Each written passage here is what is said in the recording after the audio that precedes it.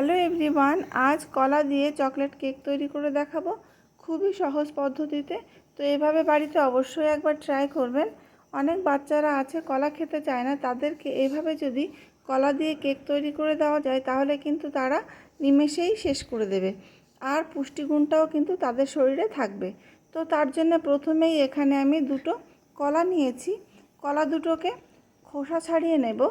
কলা তো বিভিন্ন রকম হয়, তো আমি এই কলাগুলি ইউজ করলাম। এগুলিকে আমি জানি না কি কলা বলে, তবে আপনারা কিন্তু যে কোনো কলা ইউজ করতে পারেন। এবার আমি কলাগুলিকে খোসা ছাড়িয়ে নিয়েছি। তো এক এক করে ভালো করে হাত দিয়ে চটকে নেব। তো এক এক করে আমি চটকে নিচ্ছি। আপনারা চাইলে গ্রেটার দিয়েও কিন্তু কলা দুটোকে গ্রেট করে নিতে পারেন। তো দেখুন আমি ভালো করে চটকে নিয়েছি, এরকমটা হয়েছে। এবার এই কলার মধ্যে দিয়ে দেব দুটো ডিম।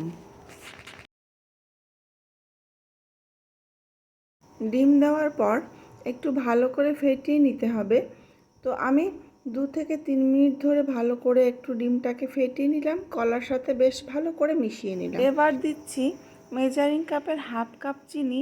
এখানে আমি গোটা চিনি ইউজ করেছি, আপনারা চাইলে পাউডার চিনিটাও ইউজ করতে পারেন। তবে যেহেতু আমি গোটা চিনি ইউজ করলাম, সেক্ষেত্রে বেশ কিছু সময় ধরে ভালো করে ফেটিয়ে নিতে হবে, যত সময় না চিনিটা ভালো করে গলে যাচ্ছে। তো দেখুন আমি এখানে 7 থেকে 10 মিনিট ধরে ভালো করে ফেটিয়ে নিলাম, বেশ ভালোভাবে চিনিটা মিশে গেছে। এবার আমি 2 চামচ সাদা তেল দিয়ে দিলাম। তো তেল দিয়ে আমি আবারও একটু মিশিয়ে নিলাম। বেশ 3 থেকে 4 মিনিট ধরে আমি ভালো করে মিশিয়ে নিলাম। এবার দিয়ে দিচ্ছি হাফ টিস্পুন ভিনিগার। এই ভিনিগার যদি আপনাদের কাছে না থাকেন সেক্ষেত্রে কিন্তু 1 চামচ লেবুর রস দিয়ে দিতে পারেন। আর আমি হাফ টিস্পুন ভ্যানিলা এসেন্স দিয়ে দিলাম, যার জন্যে কেকের ফ্লেভারটা খুব ভালো আসবে। এবার সমস্ত কিছু আমি আবারও ভালো করে মিশিয়ে নিচ্ছি। বেশ ভালো করে মিশিয়ে নিলাম। 3 থেকে 4 মিনিট ধরে আবারও আমি সমস্ত উপকরণ ভালো করে মিশিয়ে নিলাম। তো এবার শুকনো উপকরণটা রেডি করতে হবে। তার জন্য আমি প্রথমে মেজারিং কাপের 1 কাপ ময়দা নিয়েছি আর হাফ কাপ কোকো পাউডার নিয়েছি। আপনাদের কাছে কোকো পাউডার না থাকলে কিংবা চকলেট ফ্লেভার যদি আপনারা পছন্দ না করেন, সেক্ষেত্রে কিন্তু শুধু ময়দা দিয়েও এই কেকটা তৈরি করতে পারেন। তো এবার আমি হাফ টিস্পুন বেকিং পাউডার আর তার হাফ বেকিং সোডা নিয়েছি। সমস্ত উপকরণ ভালো করে আমি চেলে নিলাম, এর জন্য কিন্তু কেকটা ভীষণ স্পঞ্জি হবে। এবার কলা দিয়ে যে ব্যাটার তৈরি করেছিলাম তার মধ্যে এই শুকনো উপকরণ আমি অল্প অল্প করে দেব আর ভালো করে নেড়ে চেড়ে মিশিয়ে নেব। তো দেখুন আমি অল্প অল্প করে দিচ্ছি আর ভালো করে মিশিয়ে নিচ্ছি। একবারে সবটা দিয়ে আমি মেশাবো না, তাহলে কিন্তু ব্যাটারটা ভালোভাবে তৈরি হবে না। তো দেখুন আমি অল্প অল্প করে দিলাম আর ভালো করে মিশিয়ে নিচ্ছি। তো আমি এবার একটা কাঁটা চামচ দিয়ে মেশাচ্ছি। মনে হলো যে কাঁটা চামচ দিয়ে মেশালে মেশানোটা বেশি ভালো হচ্ছে, মেশাতেও আমার অনেক সুবিধা হচ্ছে। তো যাই হোক, আমি কাঁটা চামচ দিয়েই আমি সম্পূর্ণ এই ব্যাটার রেডি করে নিলাম। তো আবারও আমি বাকি যেটুকু ছিল শুকনো উপকরণ, তো সেটা আমি দিয়ে দিলাম আর ভালো করে মিশিয়ে নিচ্ছি। তো দেখুন বেশ গাঢ় হয়ে গেছে।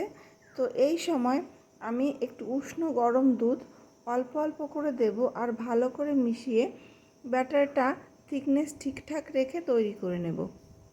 তো ব্যাটার কিন্তু আমার সম্পূর্ণ রেডি।